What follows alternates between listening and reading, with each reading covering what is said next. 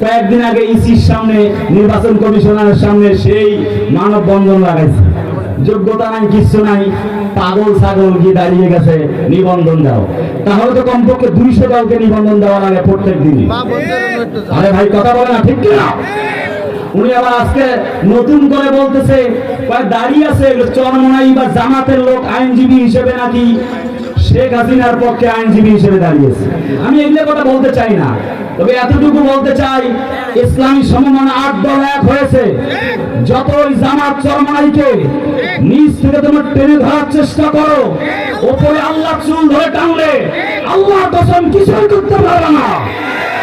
আমি তারেকদেরকে বলছি, কার টাকায় ঘুষ খেয়ে এমন লাঞ্ছনা গঞ্চনা, এমন কুকীর্তি করতেছেন, এমন বাজে আজে বাজে কথাবার্তা বলতেছেন, সময় এখনো আছে, ভালো হয়ে যান। তা না হলে আমি তারেক সাহেবরে বলি, আপনাকে জাতির লোকেরা জুতা পিটা করতে বাধ্য হয়ে যাবে। ইসলাম ওয়ালা সমমনা দলদেরকে দেখে আর সহ্য হয় না, ভালো লাগে না। এখন পর্যন্ত ফ্যাসিস্টের পক্ষ নিয়ে, এখন পর্যন্ত মুসলমান আলেমদেরকে আপনি ইসলামী দলগুলিকে নিকৃষ্টতম বলতে চাচ্ছেন। আল্লাহর কসম, তওবা করুন, ফিরে আসুন। কার দালালি করছেন, দালালি বন্ধ করুন, তাহলে জাতির লোকেরা আপনাকে বরদাস্ত করবে না, জুতা পিটা করে উচিত জবাব দিতে বাধ্য হয়ে যাবে।